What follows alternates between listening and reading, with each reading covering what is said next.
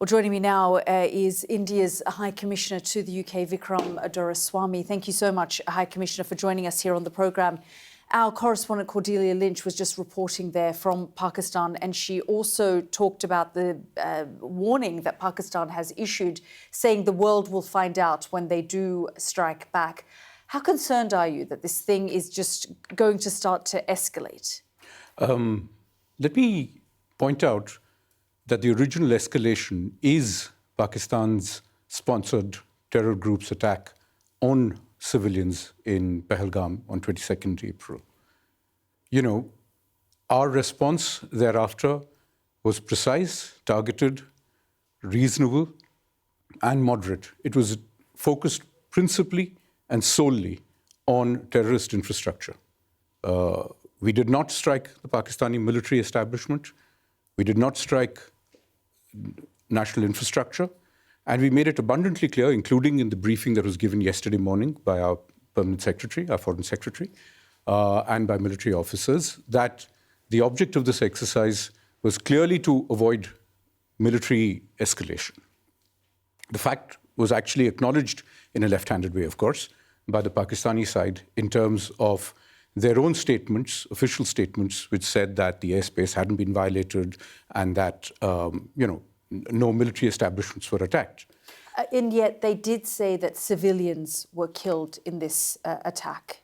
You see the images that they put out themselves. These were at places well known and identified even in Western media for many, many years as central points in the terrorism infrastructure of the Jaish-e-Mohammed, the Lashkar-e-Taiba, the Hizbul Mujahideen, well-known parts of that infrastructure and those establishments. Can you confirm that the leader and founder of Jaish-e-Mohammed's family members were killed in this strike? Well, they put it out on their own social media. This is not us confirming. It is on well-known handles, social media handles of the group. High Commissioner, I want to ask you about Chinese-made Pakistani fighter jet planes that say they shot down at least 2 Indian military aircraft on Wednesday. What is your reaction and response to that? Well, you had the defense minister on your show a couple of days ago. He said that the evidence for that was on social media.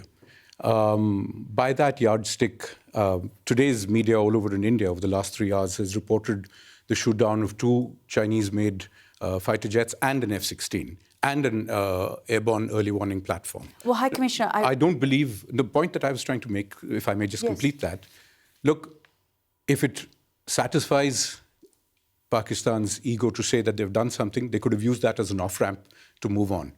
But clearly they chose not to, and they've continued to escalate the matter. This is a report I'm reading from Reuters based on 2 US officials telling Reuters this. They're saying it's the first time that Western officials have confirmed that there was high confidence that Pakistan had used the Chinese-made J-10 aircraft to launch air-to-air missiles against Indian fighter jets, bringing down at least 2.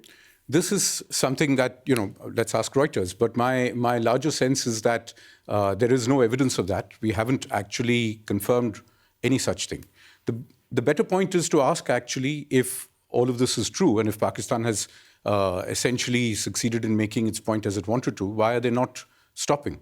The question you have to ask yourself, however, is the other one, which is that if Pakistan says it's retaliating, as my colleague, the Pakistan High Commissioner, said here yesterday, what are they retaliating about? They're retaliating against attacks on terrorism infrastructure.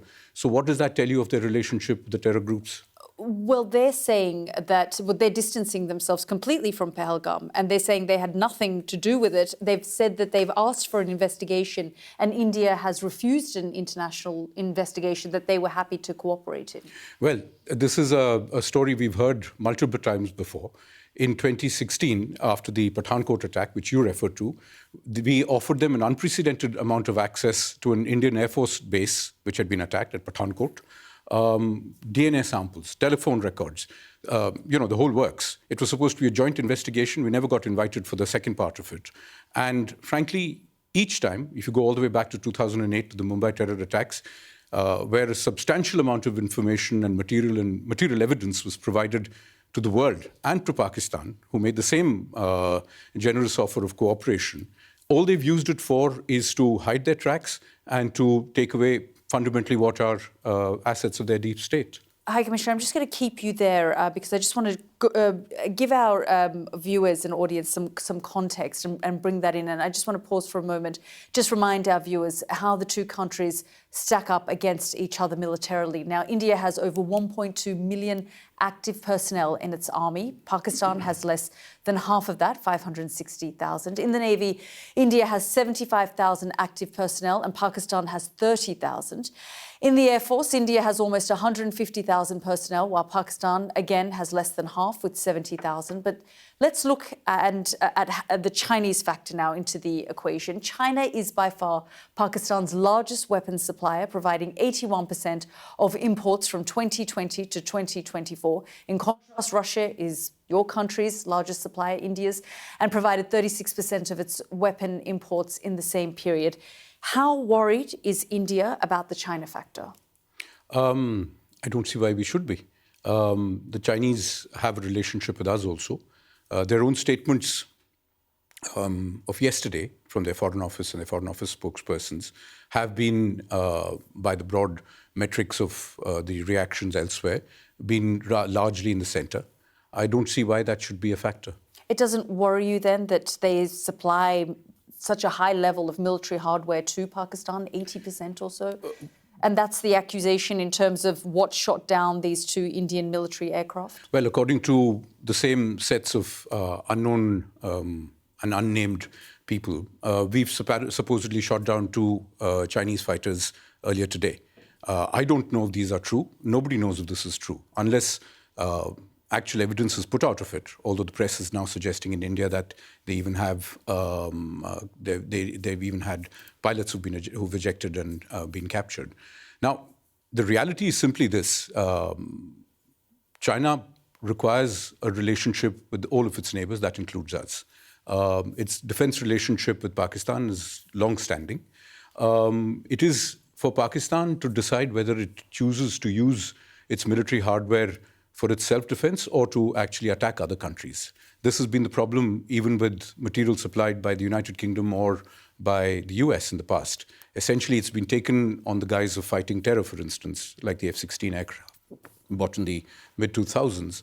And as we all know, the F-16 has principally been used against us, including in 2019. That's correct.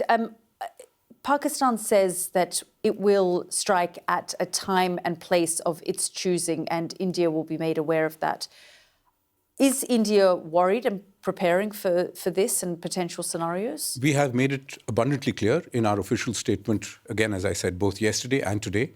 We're not looking for an escalation, but if Pakistan responds, as we have done, we will respond proportionately and in exactly the same line. Which would be what? Targeting these terror bases or Well, beyond? look, if we have said if the military is attacked, we had not attacked their military. As they've now started trying to attack our bases, we've hit back at their air defense systems and at their units too. But I do want to remind everybody that for the last 15 days, they've also opened up artillery fire along the line of control, also in Jammu and Kashmir. So that has had a civilian toll. So for everybody who's worrying about that, this has been going on for the last 2 weeks. I just want to come back to this point on the Indian military aircraft. I know India is not confirming this situation. There are now Western officials coming out. The French have said that they have an understanding that the aircraft, the Rafale, that India has been hit. Are you concerned that you're going to continue to have this kind of loss? I don't think so. What is the purpose? First of all, we don't know if this has happened. But as a famous British admiral once said, the purpose of military infrastructure and hardware is for it to be used, right? If it serves its purpose, and it all serves its purpose brilliantly, I think there is little doubt that we have hit with great precision as many as 9 terror infrastructure camps. We have shown we have the capacity to hit with surgical precision at individual buildings within the terror camps. What we are then signaling is we have the capacity, if Pakistan escalates it, we have the capacity to really punish them harder. High Commissioner, I just have a minute left, but I've spoken to a retired general in Pakistan who referenced India funding and backing the Baluch Liberation Army. They've said that they have done that for years. And when I asked him about Masood Azhar, he said, well, their family members were targeted. Should we be doing the same to, the high-level militants from the BLA, the Baluch Liberation Army, that are seen and operate within Delhi? Well, look, let me show you this photograph of yesterday, I believe it is, to your viewers. This person here is a sanctioned terrorist under the American sanctions regime. His name is Hafiz Abdurrauf.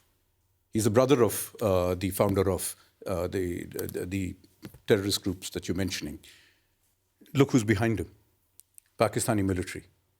Look at the coffins there. They have the Pakistani national flag. If you're going to be giving terrorists state funerals, what does that make of your system?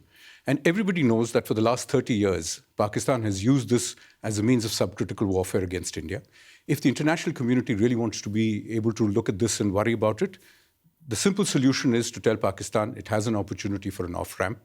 These are things that the world should have compelled Pakistan to do 30 years ago, and to compel them to implement their promises about taking down this infrastructure. It has not done so. We can't verify these images ourselves, and this is part of one of the problems, High Commissioner, that both sides, there's a lot of information coming out, but independent journalists, foreign journalists are not being given access. The Pakistanis have said to me, you're free to come to the sites that have been targeted, and we can take you to the line of control as well with the military to show you what's been hit and targeted. And in the same way, the information that we find that we're getting out of, and this image that you've shown was shown at a press conference that the military in Delhi put out as well.